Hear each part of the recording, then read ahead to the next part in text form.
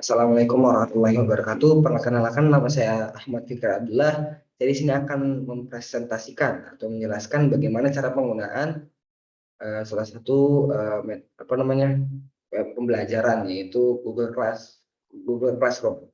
Oke, pertama kita buka dulu Google Classroom ya. Kenapa saya memilih Google Classroom? Karena Google Classroom merupakan suatu web yang gampang ya untuk apa namanya untuk digunakan dan tidak terlalu berat gitu. Classroom di sini ya. Classroom yang ini yang classroom.google.com bisa di sini ya. Nah, di sini udah terbuka Classroom. Jadi kalau misalkan kalian masuk Google Classroom, biasa itu bisa dikelompokkan per kelas seperti ini. Misalkan di sini saya ada kelas B, kelas filsafat dan sejarah, dan di sini ada kelas matematika. Bagaimana misalkan kita ingin membuat classroom? Nah, bagaimana kita ingin membuat kelas? Nah, di sini ada dua pilihan. Pertama, gabung ke kelas. Yang kedua yaitu buat kelas. Di sini ya, buat kelas di sini. Kalau kita misalkan mau buat kelas sebagai pengajar, kita buat kelas di sini. Jika demikian yang kita baca kita telah membaca lalu lanjutkan. Nah, seperti ini. Jadi kita misalkan buat nama kelas, bagian, mata pelajaran, ruang. Itu misalkan kita ingin membuat kelas, teman-teman. Nanti kalau misalkan kalian udah buat kelas dalam bentuk seperti ini, seperti saya buat di sini nih. Yang ini saya sebagai pengajar adalah kelas matematika. Bisa terlihat dari sini nih. Di sini kalau ini apa namanya? Saya bisa sebagai murid, tapi kalau misalkan ini kita sebagai guru. Nah, di sini. Bagaimana misalkan kita ingin memasukkan murid, yaitu kita membagikan kode kelas, teman-teman.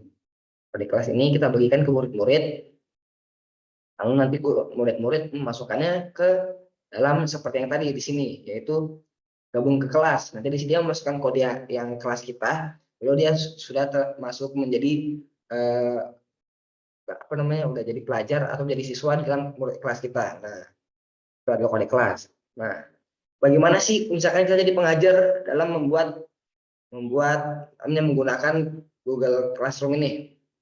Nah, di sini ada tulisan, ada streaming, tugas, orang, dan nilai. Orang-orang ini kita bisa melihat nih, menurut siapa sih kita yang udah masuk ke dalam apa namanya, ke dalam kelas kita nih. Misalkan menurut saya nih, di sini ada dua siswa. Yang pertama Umar Fauzi, yang kedua Vicky Rizky nih. Oke ya. Nah, bagaimana misalkan kita lihat nih, kok ada orang yang masuk kelas, padahal kita nggak kenal nih. Kita udah bilang ke WhatsApp grup nih, tapi nggak ada kenal. Misalkan ada yang kita bisa hapus di sini, teman-teman. Ada tulisan hapus, kita pencet di sini, maka dia akan keluar dari kelas tersebut.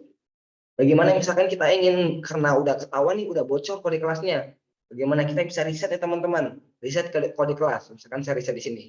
Nah, nanti dia terriset dan terganti, dan sehingga orang-orang yang sebelumnya udah mengetahui kode kelas, jadi tidak tahu lagi nih kode kelasnya, dan jangan sampai terbocorkan lagi. Jadi misalkan memang udah masuk orang-orang, dan teman-teman merasa orang-orang itu berkemungkinan untuk apa namanya membocorkan kode kelas, bisa teman-teman ganti. Nah, bagaimana sih cara penggunaannya? Tentunya kan kalau jadi guru, yang pertama kita bisa membuat materi, kita memberikan materi, kita memberikan tugas, kita memberikan ujian, kita memberikan kuis. Nah, kita di sini, teman-teman. Nah, di sini cara membuat hal tersebut, pertama kita bisa buat di sini ada tulisan plus, buat di sini. Di sini ada berapa banyak pilihan, ada tugas kuis, pertanyaan, materi, gunakan kembali postingan, dan topik. Nah, nih bagaimana nih kalau misalkan tugas teman-teman bisa buat tugas di sini. Nah, teman-teman bisa ngasih apa namanya, judul. Oke, di sini ya. Judul apa, misalkan teman-teman membuat materi apa ya? Misalkan tuliskan alasan kamu memilih yang seperti itu ya. Misalkan coba jabarkan fungsi trigonometri. Nah, tunjuk opsional di sini. Jadi kita misalkan bisa kasih tunjuk opsional di sini, dan nanti misalkan kita mau upload, kita bisa di sini, teman-teman. Ada tulisannya juga. Karena di sini kita misalkan pencet tugaskan, maka dia akan menjadi tugas di sini. Dan dia akan menjadi tugas paling atas. Misalkan saya udah buat tugas nih teman-teman di sini nih. Kita lihat nih tugasmu dulu. Ya tugas ya, kita lihat tugas ini. Pada ini. Nah, kalau misalkan nih saya udah buat tugas nih. Saya udah masukkan file. Nah, ini tugasnya. Kalau kan tadi saya lupa masihkan tugasnya. Nah, misalkan udah kumpul, ya akan kelihatan teman-teman. Ini nggak ada ya teman-teman.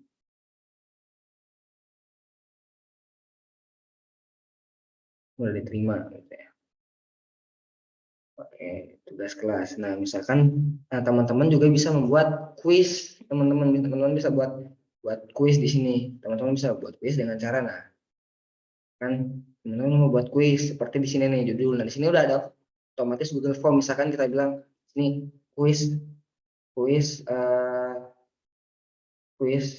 trigonometri metri ya, kurang lebih seperti itu. Nah, kita buat sendiri nih Google Formnya nih, kita lihat di sini. Nah, kita bisa membuat opsi di sini, misalkan kuisnya bilang kuis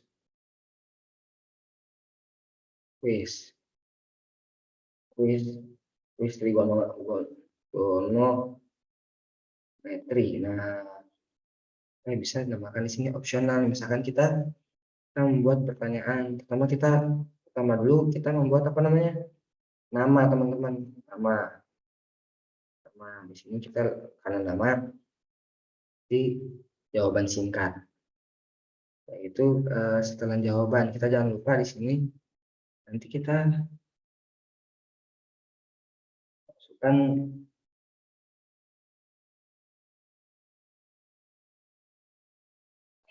teman-teman. Jadi kalau misalkan teman-teman mau buat kuis dulu, yang pertama teman-teman harus pas saat penyetelan pertama buat nih kumpulkan alamat email. Jadi biar teman-teman tahu nih alamat email dari siapa. Dulu teman-teman ya dulu teman-teman mau membuat berapa pertanyaan. Misalkan teman-teman mau buat 10 pertanyaan, maka untuk dapat nilai 100 yaitu satu pertanyaan berarti 10 kan. Nah, kita tulis ini nilai pertanyaan default. Nah, terus ini kita batasi ke satu jawaban. Lalu pertanyaan kita buat nih, udah nih kita buat nama, kita buat pertanyaannya, misalkan pertanyaannya apa gitu, kita terus pilih jawaban singkat atau teman-teman mau pilihan ganda. Kalau pilihan ganda teman-teman opsi pertama apa, misalkan di sini saya pertanyaannya 3 kurang 2, 3 kurang 1 misalkan kan, pilihan jawabannya berapa, 2, apakah minus 1, ini opsi. Nah, 2 apakah minus 1, 2, 2. Nah, seperti itu teman-teman. Ini teman-teman tambahkan, misalkan teman-teman mau pilihan gandanya terserah berapa, itu pilihan teman-teman sendiri. Nanti di sini kita jangan lupa di sini tulisan wajib diisi. Kalau misalkan ada penyetelan, misalkan kalau teman-teman mau tambah jawaban lagi, nah ini misalkan teman-teman mau mengarahkan kunci apa namanya, jawaban apa yang apa namanya, jawaban teman-teman maunya apa, misalkan kunci jawaban kita pencet di sini.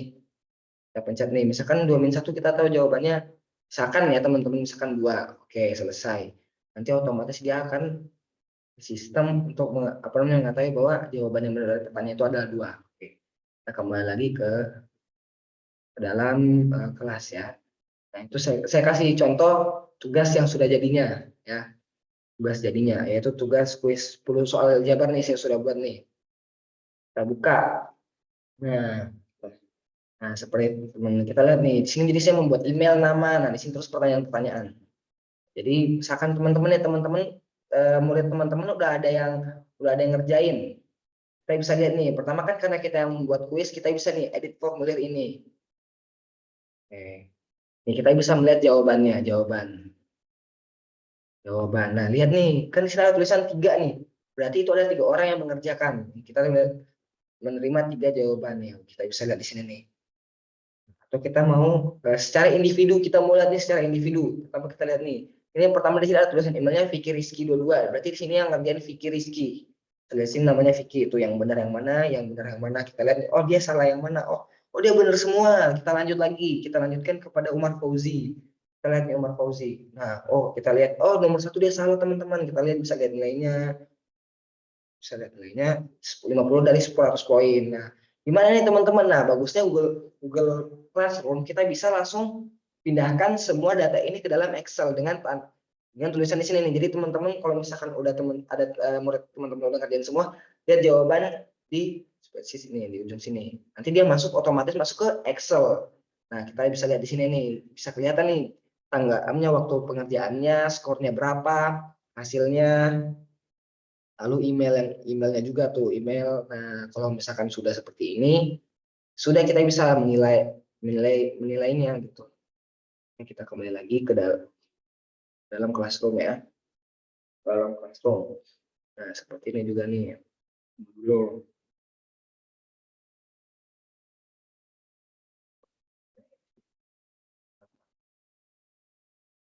Ya. Seperti misalkan tugas modular nih. Saya lihat tugas. Ini kan ada dua orang yang mengumpulkan kan. Kita bisa lihat nih jawabannya. Tuh, kita bisa lihat jawabannya secara langsung.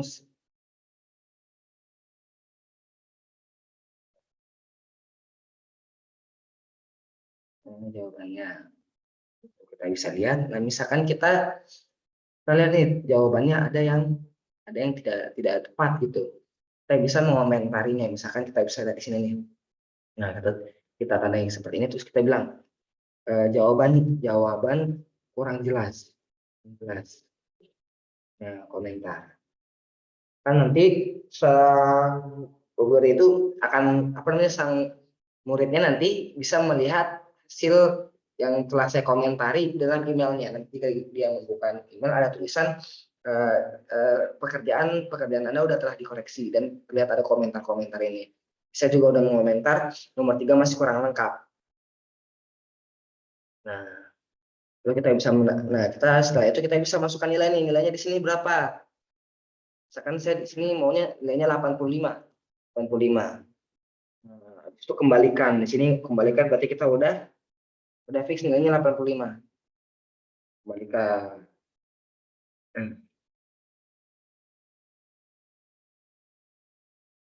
Oke, kalau misalkan sudah, kita kembali lagi. Kembalinya gimana? Kita silang aja nih, karena dia pasti pakai tab baru. Dia pakai tab baru ini. Saya bisa gimana sih? Nah, kita silang aja. Dari sini ada Umar Fauzi.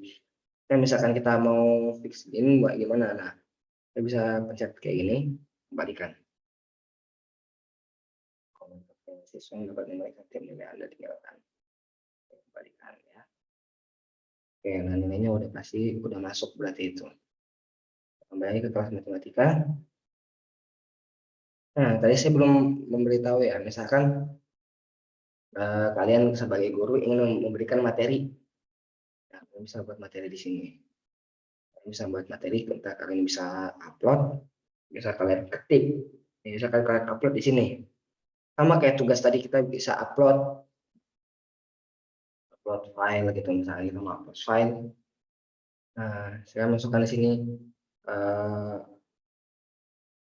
kan materi ini, fungsi trust ender. Nah, saya masukkan di sini kan. Nanti akan otomatis masuk ke sini. Lalu kita bisa posting judul. Harus kita masukkan judul dulu, misalkan fungsi. Nah, kita bisa posting teman-teman. Ini nanti seperti ini. Kalau misalkan kita posting, terus kita keluar, dia akan menjadi draft. Atau kita ingin melanjutkannya, nggak apa-apa. Saya tidak ingin melanjutnya, gimana, nggak apa juga. Nah, bagaimana nih teman-teman kalau misalkan teman-teman mau ngupload, tapi kalau teman-teman mau upload tapi di jam tertentu, tapi teman-teman misalnya apa namanya, maunya menguploadnya sebenarnya nggak sekarang. Jadi nguploadnya gimana sih teman-teman? Ini kan ada tulisan tugaskan. Teman-teman pegang pencet sampingnya, jadwalkan. Saya tuliskan jadwalkan. Nah, di sini jadwalkan. Teman-teman mau lihat nih tugas seperti ini, tugas ini teman-teman mau jadwalkan jam berapa?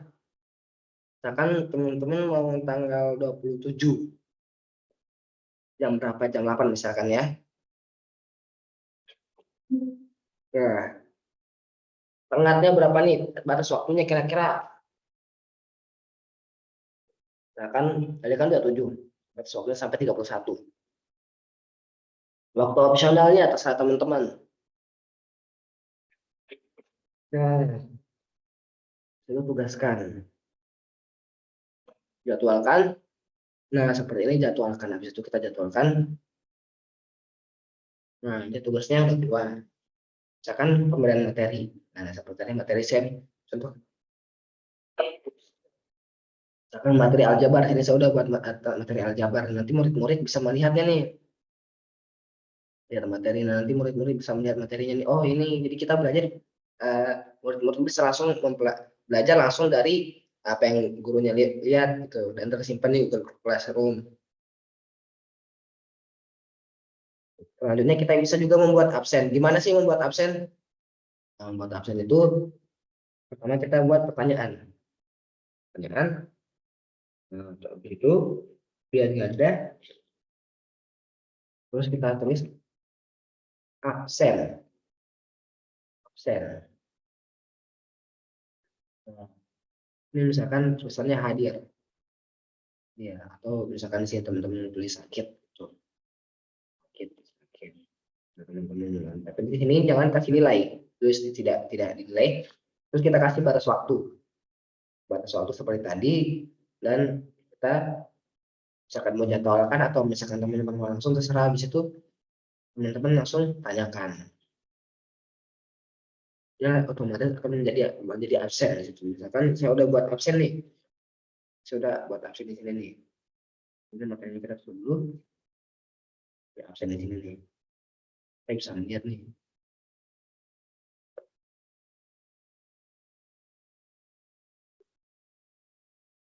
Oh ya, hadir udah. Jadi misalkan kita mau lihat nih muridnya teman-teman hadir gak, saya bisa lihat nih nilai, tuh nilai, tuh. Jadi misalkan tidak mengerjakan, ada tulisan di sini tidak ada. Terus misalkan nih absen, absen misalkan tidak nilai, dia akan membentuk checklist seperti ini. Misalkan Fikri Rizky nih, Fikri Rizky, oh dia udah absen. Umar Fauzi, dia udah absen tapi terlambat. Di sini ada tulisan terlambat sebenarnya. Nah, seperti itu teman-teman. Nah, kita juga bisa membuat sebenarnya harusnya ini kita membuat topik. Jadi misalkan teman-teman nih pada ada kelas matematika, contohnya saya membuat topik bilangan bulat. Nah, nanti akan menjadi topik. Nah, topik terus kita bisa memasukkan materi-materi ke bilangan bulat misalnya. Jadi bisa terpisah sebenarnya. Kan? Jadi seharusnya seperti itu. Jadi kalau misalkan teman-teman mau ganti materi lagi, teman-teman buat topik lagi.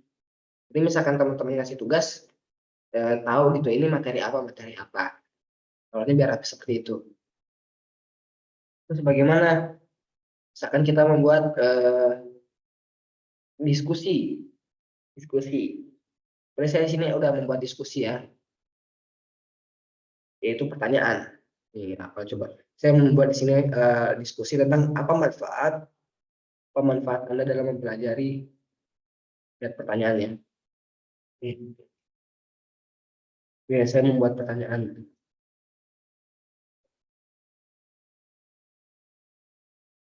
Sudah pernah menjawab ya. Pertanyaannya di sini. Apa manfaat mempelajari matematika dalam kehidupan sehari-hari yang sering kamu alami? Misalkan saya buat pertanyaan seperti itu. Nah, si Vicky Rizky jawabnya yaitu dengan memperhitungkan penggunaan waktu kehidupan saya, atau biasa disebut dengan manajemen waktu, di mana saya dapat menggunakan waktu saya sebaik mungkin sehingga ada pekerjaan yang tertunda, yaitu dia merasakan bahwa manfaatnya seperti itu. Sedangkan Umar Fauzi merasakan yaitu dengan belajar matematika saya lebih dapat memperhitungkan pengeluaran keuangan saya sehingga uang dapat saya gunakan seefisien mungkin. Saya bisa balas di sini nih, bisa balas. Jadi misalkan kan saya membalas, apakah Anda sudah mengaplikasikannya, mengaplikasikannya atau belum. Nah, tadi otomatis masuk situ kebalasan sini. Kita udah bisa menilai, kita juga bisa menilainya secara misalnya saya udah nilai ya 70-80.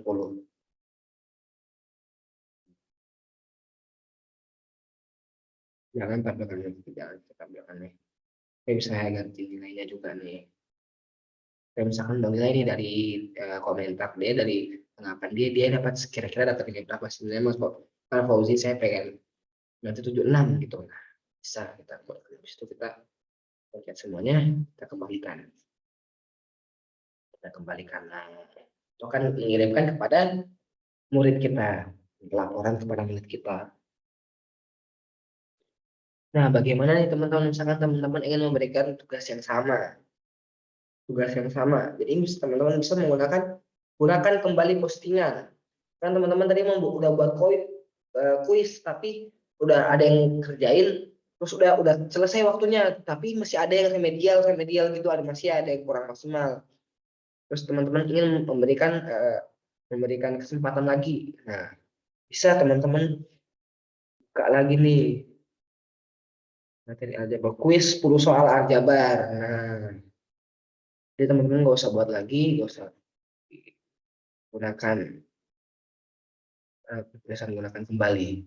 Nah, otomatis dia udah masuk ke sini formulirnya. Kita tugaskan lagi, batasi waktunya lagi, tugaskan lagi, habis itu nanti murid-murid bisa mengerjakannya kembali. Jadi teman-teman nggak usah perlu ribet lagi. Nah, maka sini absen, kan? Nah, apa sih terus? Mungkin ada yang bertanya, misalkan nih mereka udah ngerjain file-file tadi kan udah ada di Excel itu masuknya kemana? Nah, masuknya ke drive kelas. Karena ini menggunakan email teman-teman, otomatis nanti saat teman-teman udah buat Google Classroom, dia akan membuat folder di dalam email teman-teman dan memasukkan semua apa namanya? Nah, semua folder yang telah dibuat dari Google Classroom ke dalam folder yang ada di email teman-teman. Nih maksudnya file-file yang telah ada di Google Classroom masuk ke email teman-teman dan udah terbentuk dalam file Classroom. Di sini tulisannya tuh Classroom. Drive saya Classroom Ahmad Fikri guru tulisannya kan. Nah, jadi teman-teman nggak usah ribet kemana nanti filenya kemana. Nah, udah masuk ke email teman-teman. Sini juga ada Google Calendar.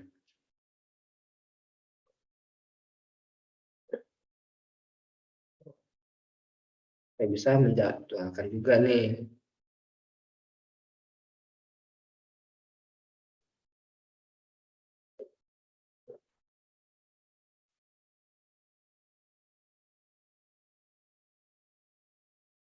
Google Meet, misalkan membuat Google Meet, bisa kita tandain, kita bisa membuat jadwal di situ. Nah, kayak titel nih, misalkan kita buat di sini mengajar, misalkan biar mengingat kita apa namanya kelas kalkulus, tugas kalkulus. Nah, nanti akan kesana seperti ini. Jadi kita bisa buat nih, misalkan tanggal 26, jam berapa? Jam 1. Kita ingatkan, bilang apa namanya, diskusi kelas.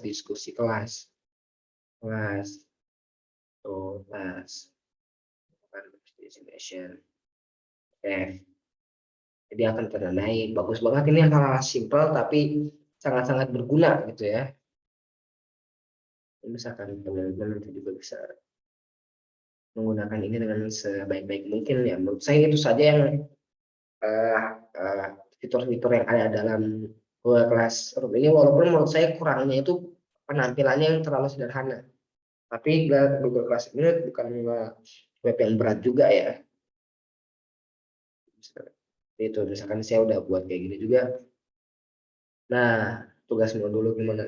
Seperti tadi juga udah di ini. Terus nanti nilainya juga udah pasti masuk dari teman-teman tadi. Nah, kita lihat nih siapa yang tidak ngerjain, siapa yang terlambat, nilainya berapa, dan udah ada rata-rata kelas. Ada rata-rata kelas. Itu teman-teman. Itu aja sih yang bisa saya jelaskan dari penggunaan Google Classroom ini.